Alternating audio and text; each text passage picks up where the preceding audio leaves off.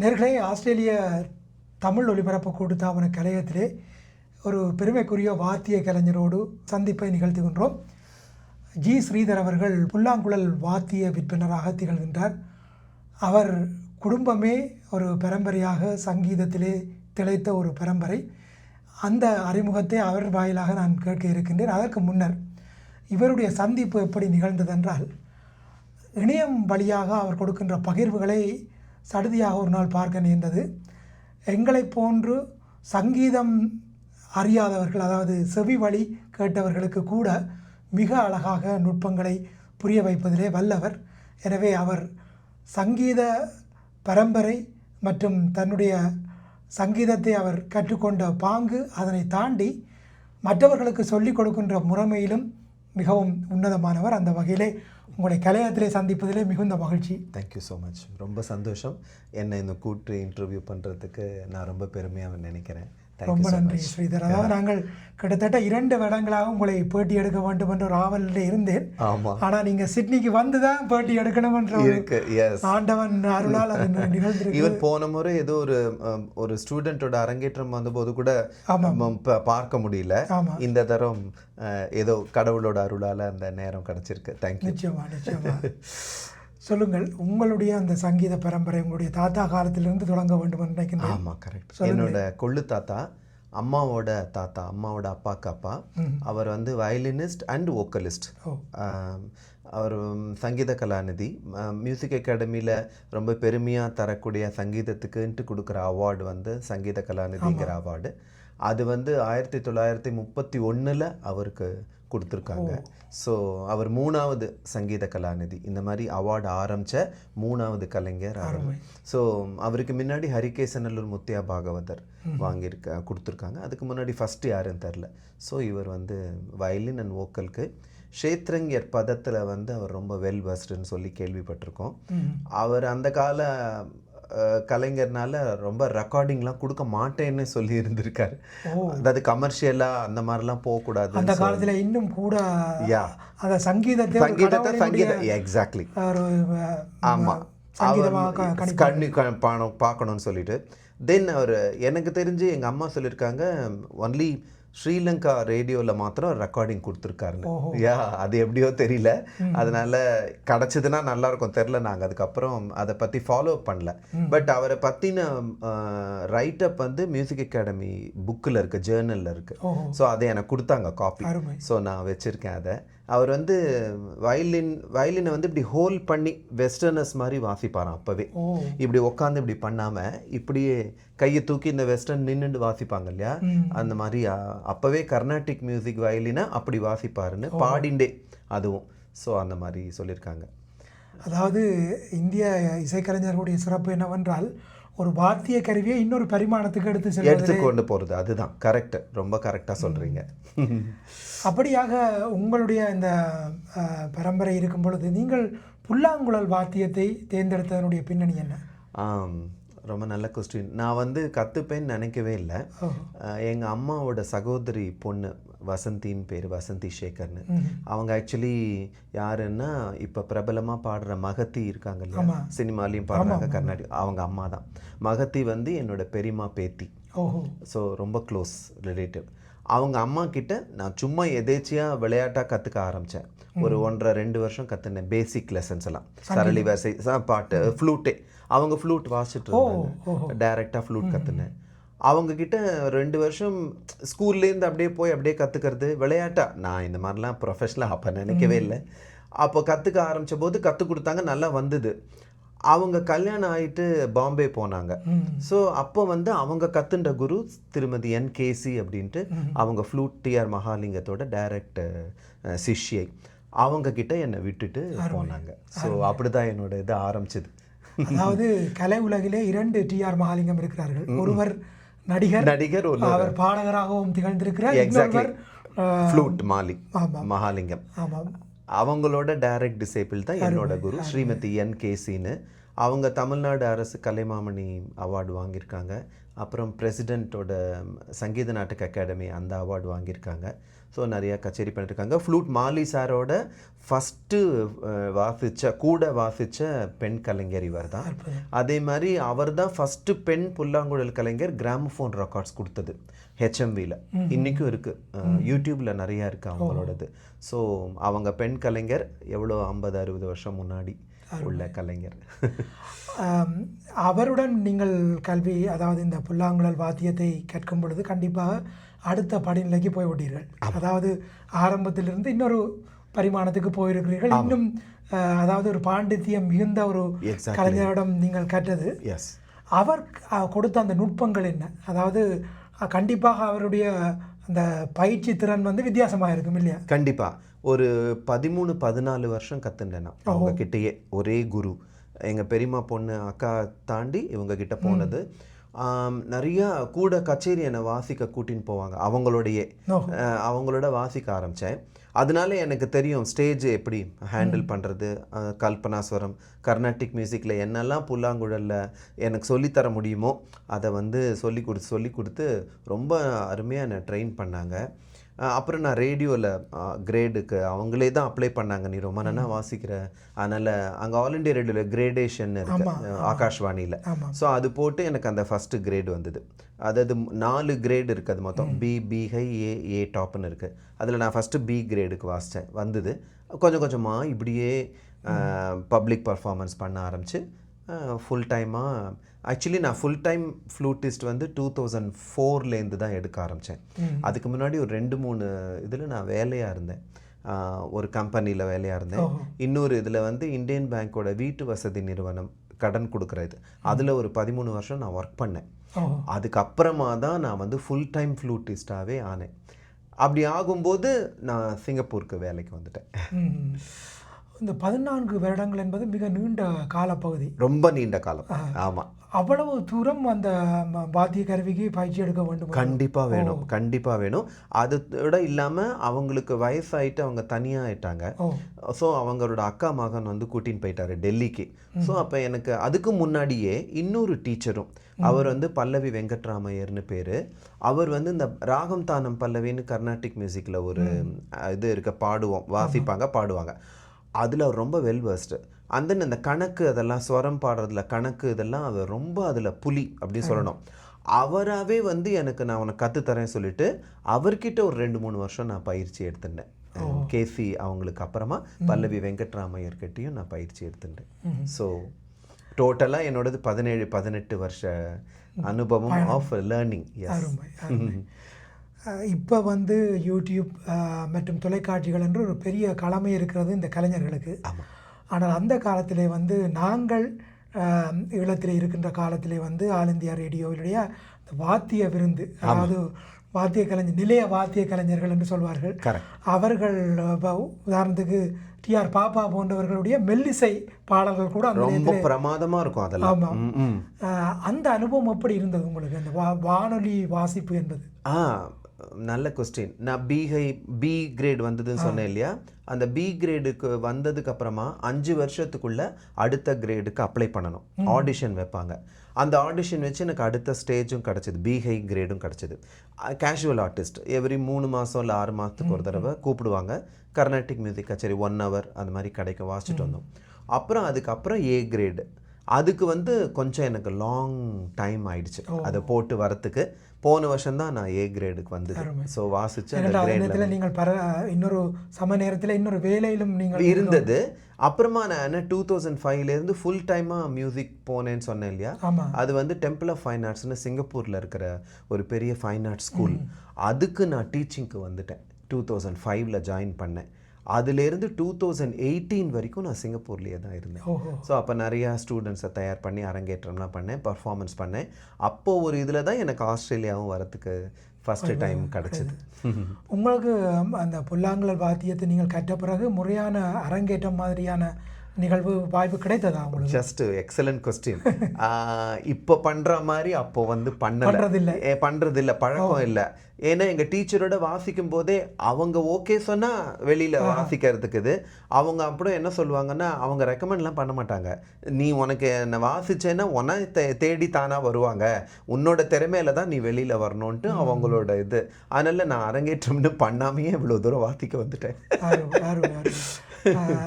இப்போ உங்களுடைய அந்த கொள்ளு தாத்தாவினுடைய வழித்தடத்திலே நீங்கள் அப்படியான பெரிய அரங்கங்களுக்கு சென்று கச்சேரி செய்த அனுபவங்கள்? நிறையா. சென்னையில் நிறைய வாசிச்சிருக்கேன். அதுக்கப்புறம் சிங்கப்பூர் வந்ததுக்கப்புறம் 14 இயர்ஸ் அப்படியே நான் சிங்கப்பூர், மலேசியா, நியூசிலாந்து, ஆஸ்திரேலியா எல்லாம் வந்து வாசிக்கிறதுக்கு எனக்கு வாய்ப்பு கிடச்சிது. திருப்பி சென்னை இப்போ 2023லேருந்து நான் திருப்பி சென்னை போயிட்டேன். அங்கே இப்போ என்ன கிடைக்கிறதோ அதை வந்து வாசிச்சுருக்கேன். இப்போ தமிழகத்திலே வந்து திளைக்க கலைகள் இருக்கின்றன. ஆனாலும் சிங்கப்பூர் போன்ற நாடுகளில் வந்து கலைஞர்களுக்கு மிக பெரிய மரியாதை கொடுப்பார்கள். அந்த வாழ்க்கை எப்படி அமைந்திருந்தது உங்களுக்கு? அது வந்து எனக்கு முதல்ல கொஞ்சம் பயமாக இருந்தது. ஏன்னா எனக்கு சென்னையிலேயே இருந்து பழக்கம். ஃபஸ்ட்டு தடவை நம்ம ஃப்ளைட் ஏறி வெளிநாடுக்கு வரோம் அப்படின்ட்டு. அண்ட் தென் ப்ரொஃபஷ்னலாக நான் வந்து டீச் பண்ணலை. நான் சென்னையில் இருக்கும்போது ஏதோ வீக்கெண்டு சும்மா வருவாங்க, அப்படியே இது ஒரு ஸ்கூல் ஒரு கரிக்குலம் அப்படின்னா நம்ம அதுக்கேற்ற மாதிரி சொல்லணும் இல்லையா. தென் எனக்கு ஃப்ளூயண்ட்டாக பேசக்கூட பயம். ஒரே விதவிதமான ஆட்கள் வந்தாங்க, ஸ்டூடெண்ட், அதெல்லாம் எப்படி ஹேண்டில் பண்ணுறது. எனக்கு ஒரு 6 மாதத்துலேருந்து 1 வருஷம் ஆச்சு நான் செட்டில் ஆகிறதுக்கு. அதுக்கப்புறம் நான் செட்டில் ஆகிட்டேன். செட்டில் ஆகி ஒரு நல்ல பசங்களுக்கும் நல்ல ஒரு இது ரெஸ்பாண்ட் கிடச்சிது. பசங்கக்கிட்டேருந்து நான் கற்றுக் கொடுக்குற விதம், எல்லாரையும் இது பண்ணுறது. அதனால் அது நல்ல ஒரு ஆரம்பம். எனக்கு ரொம்ப பெரிய அனுபவம், நல்ல அனுபவம் சிங்கப்பூரில் எனக்கு கிடச்சிது. கவர்மெண்ட்டோட சப்போர்ட், தட் இஸ் ஒரு ஆர்டிஸ்ட். அங்கே NAC நேஷ்னல் ஆர்ட்ஸ் கவுன்சில்னு இருக்குது. அவங்க மூலமாக எனக்கு நிறையா ப்ரோக்ராமும் வாசித்தேன், ஸ்கூல் மூலமாகவும் வாசித்தேன். டெம்பிள் ஆஃப் ஃபைன் ஆர்ட்ஸ் மலேசியாவில் அவங்களுக்கு பிரான்ச் இருக்குது, இங்கே பெர்த்தில் ஆஸ்திரேலியாலையும் இருக்குது. ஸோ அங்கேருந்துலாம் எனக்கு வரத்துக்கு ஒரு வாய்ப்பும் கிடச்சிது. அதுக்கப்புறமா நான் அங்கே இருக்கும்போது தான் நான் ப்ரொஃபஷ்னலாக டிகிரி பண்ணலை மியூசிக்கில். ஸோ எனக்கு பண்ணணும்னு ஒரு இது. அதுக்கப்புறம் அதில் BA MAலாம் நான் சிங்கப்பூரில் இருக்கும்போது தான் போயிட்டு எக்ஸாம் எழுதிட்டு நான் படித்தேன் மியூசிக்கில். நான் BA MA பண்ணிவிட்டு MPhil வந்து பண்ணணும், எனக்கு டாக்டரேட் பண்ணணும்னு ரொம்ப ஆசையாக இருந்தது. ஆனால் அதை வந்து அதனால் சென்னைக்கு வந்துட்டேன். நான் கோவிட் முடிஞ்சு சென்னைக்கு வந்துட்டேன், ஃபேமிலியோடு இருந்து ஃப்ரீலான்ஸ் ஆகிட்டேன். அப்போ MPhil ஜாயின் பண்ணிவிட்டு அதிலோட அதுக்கு வந்து ஆய்வுக்கு வந்து ஒரு தலைப்பு எடுத்துக்கணும். அது வந்து காவிரியும் சங்கீத பீடங்களும் அப்படின்னு எடுத்துட்டேன். ஸோ நீரின்றி அமையாது உலகு. அதனால் அந்த காவேரி போகிற வழியிலலாம் எல்லாம் வாகையக்காரா பிறந்து வளர்ந்துருக்காங்க. தட் இஸ் தியாகராஜ சுவாமி, தீட்சை, எல்லாமே திருவையார், அது மாதிரி. ஸோ அதனால் அது ஒரு 3 பேரை நான் வந்து எடுத்துனேன். அதில் நெரூர் சதாசிவ பிரம்மேந்திரர், அப்புறம் வந்து தியாகராஜ சுவாமி திருவையார், ஏன்னா காவேரி வருது, அப்புறம் வந்து பாபநாசம் சிவன் தமிழ் வேணும்னு சொல்லிட்டு அவரை பற்றி எடுத்துட்டு அவங்கள பற்றி அண்ட் தென் காவேரியும் பற்றி. ஸோ சைமல்டேனியஸாக அந்த மாதிரி பண்ணி தலைப்பு எஸ். ஸோ அந்த ஆய்வு நிறை கலைஞர்னு MPhilக்கு ஒரு இது கொடுத்தாங்க. அப்புறம் அதுக்கு வந்து எக்ஸாமினர் வந்து சொன்னாங்க, நான் தமிழ் யூனிவர்சிட்டியில் தான் பண்ணேன், தஞ்சாவூர் தமிழ் யூனிவர்சிட்டியில். இன்னொன்று சொல்லணும் என்னன்னா, எனக்கு தமிழ்னா அப்படி ஒரு உயிர். நான் கர்நாடிக் மியூசிக் இருந்தால் கூட தமிழ் வந்து ஒழுங்காக பேசணும்னு நினைப்பேன். நான் ஒழுங்காக பேசணும்னு நினைப்பேன், எழுத்து எல்லாம் அப்படி இருக்கும். ஸோ அந்த தமிழ் இதுக்கு பண்ணணும்னு சொல்லிட்டு தான் அந்த ஆய்வு இது பண்ணினேன். இன்னொரு இது மூலமாக என்ன சொல்லிக்கிறது என்னென்னா, எனக்கு நியூஸ் ரீடிங் வந்து ரொம்ப பிடிக்கும், செய்தி வாசிப்பு. அதனால அந்த நியூஸ் ரீடிங் கோர்ஸ் பண்ணியிருக்கேன் தமிழில் பண்ணணுன்ட்டு. தெரில, மீடியாவில் ரொம்ப தூரம் பெருசாக போச்சு, சென்னையில் கிடைக்குமா எனக்கு தெரியல. பட் ஐம் வெயிட்டிங், எனக்கு கிடைக்கும். எல்லாமே என் லைஃப்பில் வந்து தானாக வந்தது தான். அதனால் இதுவும் வரும் சொல்லிட்டு வெயிட் பண்ணிட்டு இருக்கேன். ஏனென்றால் இப்போ தமிழ் ஊடகர்கள் என்று சொல்லும் பொழுது அந்த தமிழை முறையாக கற்று வந்தவர்கள் மிக மிக குறைவு. அதை நான் சொல்லலாமா தெரியல. ஆனால் அப்படிதான் குறைவா இருக்கு. ரொம்ப தப்பாக பேசுகிறாங்க கூட. ரொம்ப இந்த ழாளாரா உச்சரிப்புலாம் ரொம்ப நல்லாவே இல்லை. அதை வந்து சரியாக பேசணும்னு என்னோட மனசில் ஒரு ஆதங்கம், தெரியல. ஆமாம், அதனால் நான் நிகழ்ச்சியெலாம் தொகுத்து வழங்குவேன். இசை நிகழ்ச்சியெல்லாம் என்ன சொல்லுவாங்க தமிழில் பண்ணணுன்னா நான் சிங்கப்பூர், மலேசியாலாம் பண்ணியிருக்கேன். அது ஏனென்றால் உங்களுக்கு அது இன்னொரு திறமை என்னவென்றால், நீங்கள் அடிப்படையிலேயே சங்கீதக்காரர் என்ற காரணத்தில் அதை நேரடியாக சிறப்பாக சொல்லக்கூடிய அனுபவம் இருக்கு. அதே தான் அவங்க சொல்லுவாங்க. ஸோ ராகம் பேர், அந்த ஐட்டம் பற்றி, அந்த நிகழ்ச்சியை பற்றி அதெல்லாம் பேசுறதுக்கு எனக்கு வந்து ஒரு இது கிடைச்சிது. இப்போ பார்த்தீர்கள் என்றால் கலைஞர்களை பொறுத்தவரையிலே சிலர் அந்த சுயம்புவாக தேடி தேடி கேட்பார்கள். கரெக்ட். உங்களுடைய அனுபவத்தை நான் பார்க்கும் பொழுது என்னென்றால், நீங்கள் அதை ஒரு கஷ்டமாக இதை நான் படிக்க வேண்டும் என்ற ஒரு நோக்கம் இல்லாமல் நீங்கள் ஒரு உங்களுடைய வாழ்க்கையின் ஒரு பகுதியாக எடுத்துக்கொண்டு அதுவே உங்களுடைய வாழ்க்கையாக அமைந்ததினால்தான் நீங்கள் அதை இன்னும் மற்றவர்களுக்கு இயல்பாக சொல்லிக் கொடுக்குறீர்கள். பியூட்டிஃபுல். நீங்கள் இப்போ தான் நம்ம சந்திக்கிறோம், ஆனால் நீங்கள் கரெக்டாக என்னோட வாழ்க்கையை புரிஞ்சுட்டீங்க சார். ஏன்னா கரெக்டு, நான் வந்து ப்ரொஃபஷனலாக எடுத்துப்பேன்னு நினைக்கல. நான் வந்து அதை ரொம்ப கமர்ஷியலாகவும் எனக்கு பிடிக்காது. ஏன்னா எங்கள் கொள்ளு தாத்தாவோட ஜீன் கொஞ்சம் இருக்கோ என்னவோ, அதனால் எனக்கு அது பிடிக்காது. அதாவது பணம் தேவைதான், ஆனால் அது ஒரு அளவு தான் இருக்கும். அந்த கலைங்கிறத வந்து வேற ஏதாவது ஃபீல்டில் இருந்தால் வேணால் அந்த மாதிரிலாம் இருக்குமோன்னு. இது ப்ரொஃபஷ்னலாக மியூசிக்னு வச்சுருக்கிறதுனால ரொம்ப அதுக்கு பின்னாடி போகக்கூடாதுன்னு எனக்கு ஒரு ஃபீலிங் இருந்தது. அதுக்கேற்ற மாதிரி கடவுளும் அப்படியே கொண்டு போயிட்டார் என்ன. ஸோ அதனால் நான் என்ஜாய் பண்ணேன். என்னோட ப்ரொஃபஷ்னலாக எனக்கு பிடிச்சது அதுவே தொழிலாக போச்சு. நீங்கள் கரெக்டான வார்த்தையாக சொல்லிட்டீங்க. தானாகவே வந்துடுது, நான் எதிரே பார்க்கல. ஸோ இல்லாட்டி நான் எங்கேயாவது ஒரு பேங்க்கில் ஒரு பிரான்ச்சில் உட்காந்துருப்பேன், இது எங்கேயோ போயிருந்திருக்கோம் ஃப்ளூட்டு. ஸோ இல்லை, அது நீங்கள் வந்து அந்த டிபாசிட் வந்து இந்த பக்கம் போட்டு இந்த பிரமாதமா சொல்லிட்டீங்க. அதுக்கு இன்ட்ரெஸ்ட் வருது மியூசிக்கா. இப்போ வந்து அது உங்களுக்கு fix time deposit. Exactly, deposit தான் அது. டெபாசிட் ரொம்ப அருமையா சொல்லிட்டீங்க. இப்போ புல்லாங்குழல் வாத்தியத்திலே வந்து பிரமாதமான பல கலைஞர்கள் இருக்கிறார்கள். நீங்கள் அப்படி நேசிக்கின்ற கலைஞர்களை பற்றி? எல்லாரையும் சொல்லலாம். எல்லாருமே என்னை விட சீனியர்ஸ், எல்லாமே ரொம்ப போற்றுதலுக்குரியவங்க, மரியாதைக்குரியவங்க. அஃப்கோர்ஸ் என்னோட குருவோட குரு மாலி சார், அவர் வந்து உலக பிரசித்தி, அவளோட வாசிப்பு பற்றி சொல்லணுன்றதுல டாக்டர் ரமணி, என் ரமணி சார் இருக்காங்க. அதுக்கப்புறம் சிக்கிள் சிஸ்டர்ஸ், அவங்க 2 சகோதரிகள், நீலா குஞ்சுமணி. ஸோ அவங்க 3 பேர் ரொம்ப ப்ராமினன்ட் அந்த ஃபீல்டில் இருந்தவங்க. இப்போ யாருமே இல்லை. அப்புறம் என்னோட குரு அஃப்கோர்ஸ் திருமதி NKC, one of the finest, that is first lady artist in flute. So Carnatic மியூசிக்கில் ஐ மீன். ஸோ சிக்கிள் சகோதரிகளில் ஒருவர் தான் சிக்கிள் குருச்சரனுடைய அவர் பேரன், அவங்க பேரன். எஸ், அவர் சொல்லுவார் என்னென்றால், தன்னுடைய அந்த பாட்டி வந்து எல்லாவற்றையும் ரசிக்க வேண்டும் என்று பழக்குவார் என்று.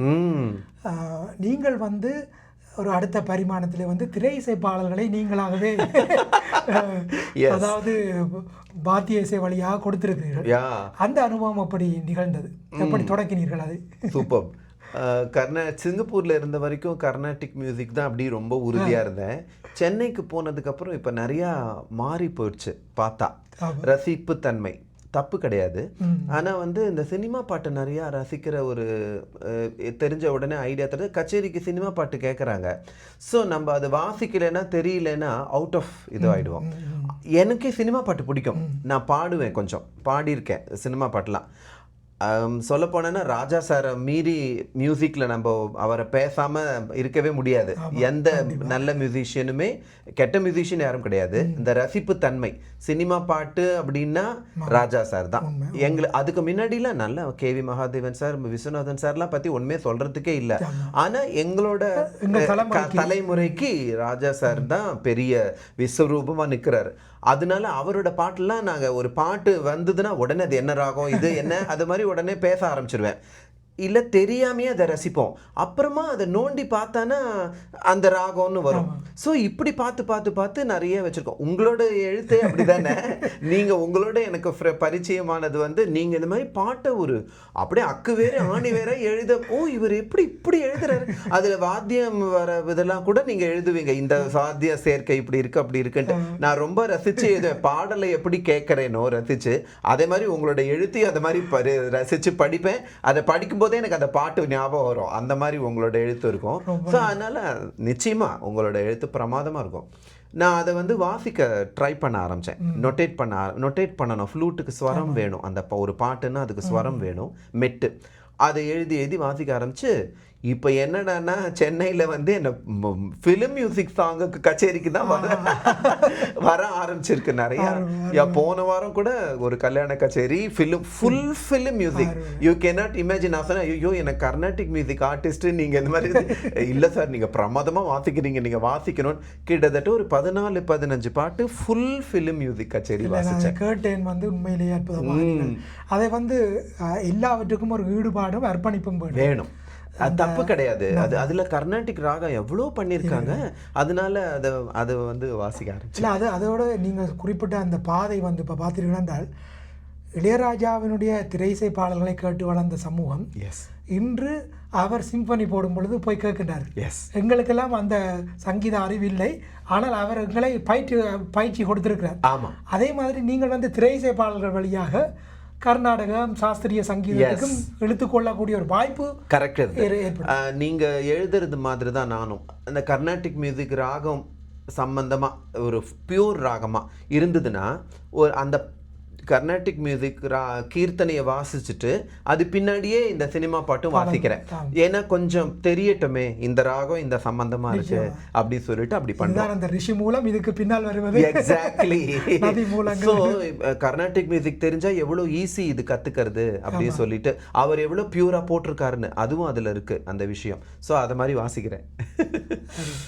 இப்படியான உங்களுடைய பயணத்திலே ஒரு சாதனை கூட நிகழ்ந்தது, உங்கள் Limca Book of Records, Indian record. ஆமாம், அந்த அனுபவத்தை சொல்லுங்களேன். ரொம்ப எனக்கு வந்து வாழ்க்கையில் ஏதாவது ஒரு குறிக்கோள் ரொம்ப பண்ணணும்னு. நம்ம ஃபிசிக்கலாக இருக்கிற வரைக்கும் ஃபிசிக்கலாக இருந்து போனதுக்கப்புறம் கூட நம்மளோட பேர் வந்து இருக்கணும்னு எனக்கு ஒரு வைராக்கியம் இருந்தது மனசில். என்ன பண்ணுறதுன்னு தெரில.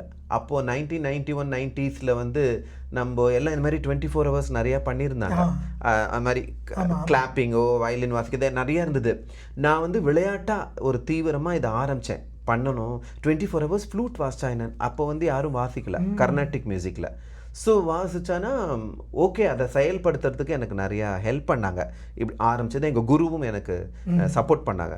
ஆனால் உன்னோட உடம்பு முக்கியம், நீ 24 வாசிக்க முடியுமா, அதெல்லாம் அவங்களுக்கு கவலையாக இருந்தது. இல்லை நான் வாசிப்பேன்னு சொன்னேன். வாசிச்சுட்டு அதுக்கு ஒரு அரேஞ்ச் பண்ணிவிட்டு மாதவ பெருமாள் கோவில் மயிலாப்பூரில் அந்த இஓ எக்ஸிக்யூட்டிவ் ஆஃபீஸர் வந்து வெரி சப்போர்ட்டிவ், மோகன சுந்தரம் சார்னு. அவர் வந்து அந்த இடம் கொடுத்தார், மண்டபம் கோவிலுக்குள்ள தனியாக மண்டபம், கோவிலை திறக்கலை. தட் இந்த மண்டபத்தை வந்து ஸ்பான்சர் பண்ணார். நீங்கள் இதில் பண்ணுங்க ஸ்ரீதர் அப்படி சொல்லிட்டு. அதாவது ஹெச்ஆர்என்சி டிபார்ட்மெண்ட்டோட அதில் வந்து வாசித்து பக்கவாதிய கலைஞர்களும் 3 பேர் நானாக கூப்பிட்டுருந்தேன், வயலின் மிருதங்கம். அப்புறம் இது வாசிக்க ஆரம்பிச்ச தெரிஞ்சு அவங்களா ஆர்டிஸ்ட் வந்து அப்படியே அதோட சேர்ந்து வாசிச்சாங்க. ஒரு 2 மணி நேரம் ஒருத்தர் வாசிச்சானா நான் பாட்டுக்கு வாசிச்சுட்டு இருப்பேன், அவங்க வந்து மாத்திப்பாங்க. அந்த மாதிரி 24 மணி நேரமும் முடிஞ்சுது. 1 மணி நேரத்துக்கு 5 நிமிஷம் ரெஸ்ட் பண்ணலான்ட்டு அதோட அது ஒரு விதிமுறை. ஸோ நான் முதல்லலாம் முடிஞ்சது எனக்கு ஒரு 8 மணி நேரம் வரைக்கும் வாசித்தேன். ஆரம்பித்த உடனே என் குரு வந்து தான் விளக்கேற்றி ஆரம்பித்து வச்சாங்க. அப்புறம் டாக்டர் ரமணி சார் வந்தார் சாயந்தரம் அந்த நிகழ்வுக்கு. நிறையா ஃப்ளூட்டிஸ்ட்டு ஆர்டிஸ்ட்லாம் வந்தாங்க. என்னோடய குடும்பம் ஃபுல்லாக அப்படியே ஃப்ரெண்ட்ஸ் அண்ட் ரிலேட்டிவ்ஸ் எல்லோரும் இருந்தாங்க. ஸோ முதல்லலாம் 8 மணி நேரம் வாசிக்க முடிஞ்சது, 30 நிமிஷம் 40 நிமிஷம் ரெஸ்ட் எடுத்துக்க முடிஞ்சது. அப்புறம் போக போக வந்து அந்த இது குறைஞ்சி போச்சு. 2 மணி நேரம் 1 மணி நேரம் அப்படி எடுத்து 5 நிமிஷம் உடனே அப்படி வாசிக்கிறதுக்கு பண்ணி. பட் அந்த ஃபீட்டை எப்படியோ by God's grace and guru's grace வாசித்து முடித்தேன். நெக்ஸ்ட் டே மார்னிங் 9:30 மணிக்கு முடித்தேன். முதல் நாள் 8:30 மணிக்கு ஆரம்பித்தது, அடுத்த நாள் முடித்தேன். அதை வந்து லிம்கா புக்குக்கு வந்து ரெஃபர் பண்ணாங்க தெரிஞ்சவங்க. அவங்க வந்து அதை இந்தியன் ரெக்கார்டாக first Carnatic flutist in India வந்து அதை வந்து நான் ஸ்டாப் 24 ஹவர்ஸ்ன்னு சொல்லிட்டு அந்த தோண்ட தோண்ட பொக்கிஷம் புதையல்கள் போல உங்களுடைய அனுபவத்தில் இது ஒரு கண்டிப்பாக ஒரு பெரிய அது. இப்போயும் கச்சேரியில் என்னை பற்றி பேசும்போது இந்த நான் ஸ்டாப் பற்றி சொல்லும்போது அவங்களுக்கு ஒரே சந்தோஷமாக இருக்கு. ஏன்னா அது ரொம்ப கஷ்டம், ஃப்ளூட்டில் அதுவும் விண்ட் இன்ஸ்ட்ருமெண்ட் வந்து வாசிக்கிறது கஷ்டம். இப்பொழுது நீங்கள் திரும்பி பார்த்தால் ஒரு பெரிய பிரமிப்பாக. எக்ஸாக்ட்லி. அதே நான் அதை நினச்சா ஐயோ இப்போ 24 நிமிஷம் வாசிக்கிறது கூட கஷ்டமாக போயிடுமோ அந்த மாதிரி சொல்கிறேன் நான். அது ரொம்ப பெரிய துணிச்சலான வயது. எக்ஸாக்ட்லி. அந்த நேரத்தில் அது வந்து சாத்தியப்பட்டது. வயதும் அனுபவமும் கூடும் பொழுது இன்னும் சிரத்தையாக இருக்க வேண்டும் என்ற ஒரு பயம் இருக்கும். அதை சொல்லுங்க, ரொம்ப கரெக்ட். அந்த சிரத்தை தான் எனக்கு கரெக்டா பண்ணணும்ட்டு. இப்ப இது நீங்க சொன்னதுனால நான் இதை சொல்றேன். சினிமா பாட்டை வந்து நான் என்ன பண்ணுவேன்னா ரொம்ப எடுக்க மாட்டேன். ஏன்னா எனக்கு பயம். அவங்க எப்படி பாடியிருக்காங்க, அவர் எப்படி மியூசிக் பண்ணியிருக்காரோ அதே மாதிரி பண்ணணும்ட்டு. ஏன்னா ஒரு துளி மாறினா கூட அது கேட்கறவங்களுக்கு அந்த கண்டுபிடிச்சிருவாங்க. இப்ப தியாகராஜ கீர்த்தனை விதவிதமான குரு கிட்ட இருந்து கத்துக்கிறோம். கொஞ்சம் கொஞ்சம் மாறும். பேசிக் அப்படியே தான் இருக்கும். கொஞ்சம் கொஞ்சம் சங்கதி மாறும், இது மாறும், அதே ராகத்துக்குள்ள இருக்கும். ஆனா இது எல்லாருக்கும் காதுக்கு கேட்டு பழக்கம். ஒரு ஸ்ருதியில ஒரு ஸ்வரம் மாறிதுன்னா அது வந்து தப்பா போயிடும். அதுவும் பாடுற மாதிரியே இருக்கணும். அது நான் ரொம்ப பயப்படுவேன். அது அதனாலதான் வாசிக்க மாட்டேன். ஐயோ நான் வாசிக்கல, இது கஷ்டமா இருக்குமே அப்படின்னு. கஷ்டம்னா அந்த சிரத்தையினால ஒழுங்கா வாசிக்கணுங்கிற அந்த ஒரு பயத்தினால நான் வந்து மாட்டேன்னு சொல்லுவேன். அதர்வைஸ் இப்ப நிறைய கொஞ்சம் பழகி போயிடுது, வாசிக்கிறேன். நிச்சயமா. உங்களுடைய இன்னொரு முயற்சி வந்து நீங்கள் தனி இசைத்தட்டுகள் ஆமா. அந்த அனுபவம் நான் சிங்கப்பூரில் இருக்கும்போது தான் எனக்கு திருப்பியும் ஏதாவது ஒன்று பண்ணணும், நம்ம ஒரு ஹிஸ்ட்ரியாக இருக்கணும்னு நினச்சிப்பேன் நான்.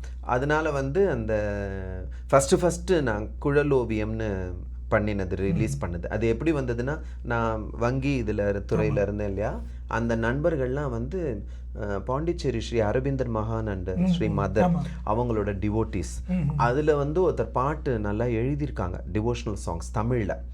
இன்னொருத்தர் எல்லாமே பேங்க் விதவிதமான பேங்க்ல இருந்து ஒரு ஜாயின் பண்ணி இந்த குரூப் ஏற்பாடு பண்ணி, அப்போ வந்து என்கிட்ட சொன்னாங்க, நீங்கள் இதுக்கு மியூசிக் பண்ணி கொடுங்க அப்படின்னு சொல்லிட்டு. ஐயோ எனக்கு மியூசிக்லாம் பண்ண தெரியாது, எப்படி பண்ணுறது, நான் சும்மா வாசிக்க சொன்னால் வாசிச்சிடுவேன், இதை லிரிக்கு வந்து எப்படி டியூன் பண்ணுறதுன்னு எனக்கு வந்து இல்லை நீங்கள் பண்ணுவீங்க, உங்களுக்கு தெரியும், பண்ணுங்கன்னு சொல்லிட்டு ஆரம்பித்தது.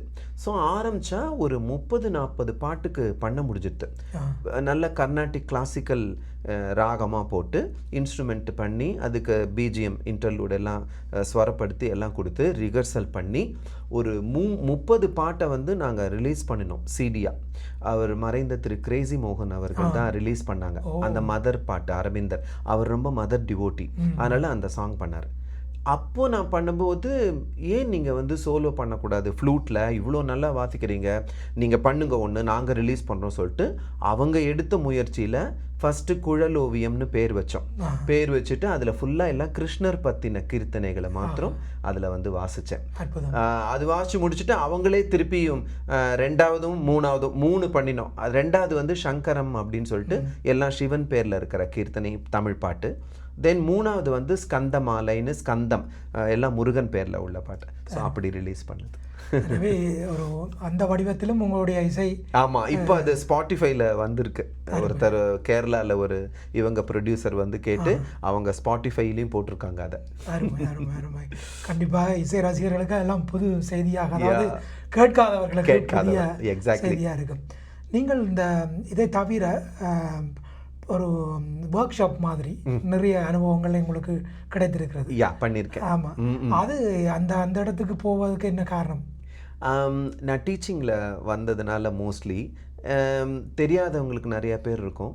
அவங்க வந்து என்னை ஒரு இன்ஸ்டியூஷனில் கூப்பிட்டா, இல்லை டெம்பிள் ஆஃப் ஃபைன் ஆர்ட்ஸ்லேயே நான் ஒர்க் பண்ணுற இன்ஸ்டியூஷன்லேயே கேட்பாங்க, ஒரு ஒர்க் ஷாப் பண்ணுங்க. எனக்கு முக்கியமாக இந்த மேளகர்த்தா ராகங்கள் பற்றி ரொம்ப பிடிக்கும். இந்த 72 மேளகர்த்தா ராகம் அதை பற்றி சொல்லி, அதை பற்றி பேசி, வாசித்து காமிச்சு எப்படி அது வந்து முறைப்படுத்தியிருக்காங்க, அதை மாதிரி அதை சொல்லி கொடுக்கறது வந்து எனக்கு ரொம்ப இன்ட்ரெஸ்ட். ஸோ என்னோட சப்ஜெக்டே மேளகர்த்தா ராகம் தான் நான் வந்து எடுத்து பண்ணுவேன். ஜென்ரலி என்னை கேட்டால் என்னோட சப்ஜெக்ட் இஸ் 72 மேளகர்த்தா ராகம். அதுதான். இப்போ இந்த கலைஞருக்கும் வந்து ரசிகர்களுடைய அங்கீகாரம் தான் ஒரு பெரிய விருது. எக்ஸாக்ட்லி. அதை தாண்டி உங்களுக்கு கிடைத்த அங்கீகாரங்கள், கௌரவங்கள், அதாவது அரச மட்டத்திலோ அல்லது நிர்வாக மட்டத்திலோ அப்படியான அனுபவங்களை சொல்லுங்களேன். கவர்மெண்ட்ல இன்னும் கிடைக்கல. மேபி இதை கேட்டுட்டு தருவாங்களோ என்னமோ தெரியாது. கிடைக்கும். தேங்க்யூ, உங்க வாழ்த்துக்கு நன்றி. ஆரியபட்டா அவார்டுன்னு ஒரு என்ஜிஓ பெங்களூர்ல அவங்க வந்து ஒரு அந்த அவார்ட் கொடுத்தாங்க. அதுக்கப்புறம் ஒரு டாக்டர் டிவி கோபாலகிருஷ்ணன் சார், ஓகலேசன் ராஜா சாரோட குரு, மிருதங்கிஸ்ட், அவரோட 90வது வயசுல வந்து 90 ஆர்டிஸ்ட்டுக்கு அவர் வந்து மரியாதை பண்ணார், கௌரவம் பண்ணார். அப்போ நான் வந்து சிங்கப்பூரில் இருந்தேன். 2வது தரமும் நான் ஃபஸ்ட்டு தரம் ஒர்க் பண்ணி சென்னை போயிட்டேன். கோவிட் போது நான் சென்னை ஃபேமிலியோட போயிட்டேன். திருப்பியும் எனக்கு வந்து இன்னொரு முறை டீச் பண்ணுறதுக்கு சிங்கப்பூர் இந்தியன் ஃபைன் ஆர்ட்ஸில், அதுவும் பெரிய நிறுவனம், கேள்விப்பட்டிருப்பீங்க, ஃபைன் ஆர்ட்ஸில் அவங்க கிட்ட ஒர்க் பண்ண போனேன். பட் அன்ஃபார்ச்சுனேட் எனக்கு 1 வருஷம் தான் ஒர்க் பண்ண முடிஞ்சது. ஸோ நான் வந்து திருப்பி சென்னை போயிட்டேன். அந்த பீரியடில் வந்து இந்த மாதிரி என்ஆர்ஐஸ், இது வெளியூரில் இருக்கிற டீச் பண்ணுற கிரேடு டீச்சர்ஸை வந்து கௌரவம் பண்ணணும்னு 90 பேர் அவர் வந்து வேர்ல்டு வைடு செலக்ட் பண்ணியிருக்காங்க.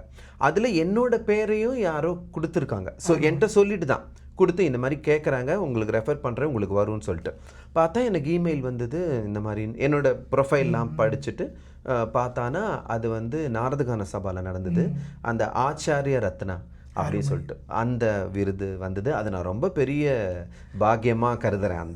அந்த நிகழ்வுக்கு தான் இளையராஜா அவர்களும் வந்திருந்தாருன்னு அப்படின்னு நினைக்கிறேன். கவர்னர் நினைக்கிறேன் இளையராஜா சார் வந்தாரத்தில். பிகாஸ் என் பையன் போய் வாங்கிட்டான். நான் இப்போ சிங்கப்பூரில் இருந்தாலும் அந்த இதுக்கு போக முடியல. அது 2022 நடந்தது.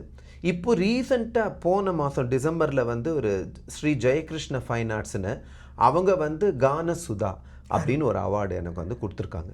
ஸோ இப்போ தான் வந்துன்னு இருக்கு.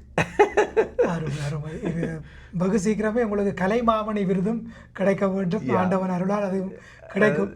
கிடைக்கணும். இரண்டால் உங்களை போன்ற அர்ப்பணிப்புள்ளவர்களுக்கு எல்லாமே தானாகவே வரும். Yes, correct. அதுதான் நான் தேடி போனதில்லை. நீங்க கரெக்டா சொல்றீங்க.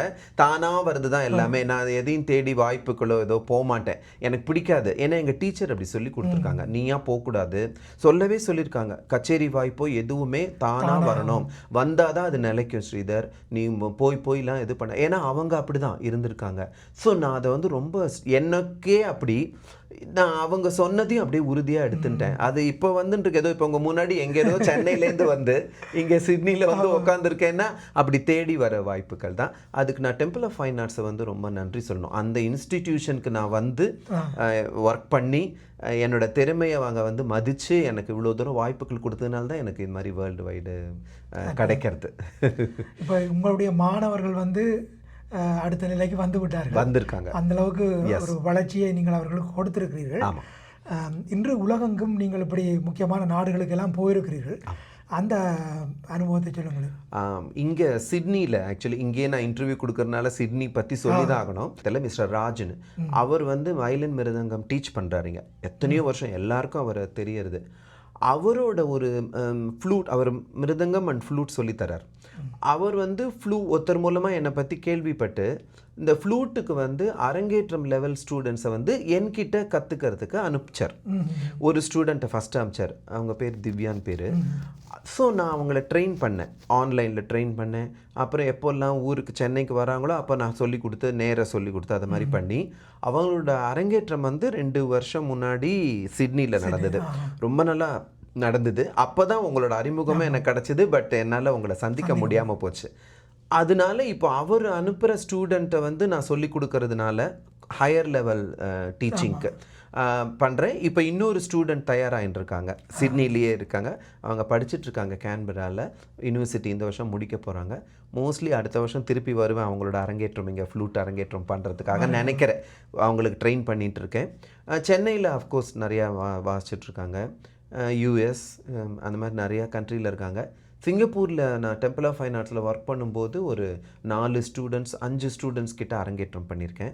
ஒரு ஸ்டூடெண்ட் மலேசியாவில் அரங்கேற்றம் ரொம்ப நல்லா வாசித்தார். அவர் இப்போ வந்து பெர்த்தில் இருக்கார். So he is working. அதனால் ஸோ இப்படி ஸ்டூடெண்ட்ஸை தயார் பண்ணிட்டுருக்கோம். இலங்கைக்கும் சென்றார். வாசிச்சிருக்கேன், அங்கேயும் வாசிச்சிருக்கேன், இலங்கையில் நிறையா வாசிச்சிருக்கேன். ஸோ அதாவது இன்று வந்து பார்த்தீர்கள் என்றால் எத்தனையோ கலைஞர்கள் தமிழகத்திலே பிறக்கின்றார்கள். உங்களை போன்ற கலைஞர்களுக்கு அது வாய்ப்புகள் வருவது அளவுக்கு அந்த உலகம் சுருங்கி விட்டது. அதே நேரத்தில் அந்த திறமைக்கான ஒரு அங்கீகாரமாக தான் நிச்சயமாக நான் அதை நினைக்கிறேன். ஸோ என்னை பற்றி தெரிஞ்சு என்னை கூப்பிடுற எல்லாருக்கும் நான் இந்த நிகழ்ச்சி மூலமாக என்னோட நன்றியை தெரிவிச்சுக்கிறேன். தனித்தனியாக சொல்ல முடிஞ்சதோ இல்லையோ, சொல்ல விட்டுருந்தேன்னா மன்னிச்சுக்கோங்க. இப்போ இது மூலமாக நான் சொல்கிறேன். ஒரு குறுகிய பேட்டியின் வழியாக கூட நாங்கள் நிறைய விஷயங்களை உங்களிடமிருந்து பெற்றுக்கொண்டோம். இது மட்டுமல்ல பேட்டி, அடுத்த முறை நீங்கள் சந்திக்கும் பொழுது நாங்கள் இன்னும் பல விடயங்களை கேட்டு தெரிந்து கொள்ள இருக்கின்றோம். கண்டிப்பாக. ஆண்டவன் அருள் பார்த்தீர்கள் என்றால் 2 வருடங்களுக்கு பிறகு நேராக சந்தித்து பேச வேண்டும் என்ற ஒரு எனக்கு அதில் வந்து ரொம்ப மட்டற்ற மகிழ்ச்சி, எனக்கு ஃப்ரீயாகவும் இருந்தது. அதனால் நான் வரணும்னு உங்களை பார்த்து இந்த பேட்டி கொடுக்கணுன்னே நான் வந்திருந்தேன். ரொம்ப சந்தோஷம். நாங்கள் மீண்டும் மீண்டும் சந்திப்போம். Thank you so much sir. நன்றி.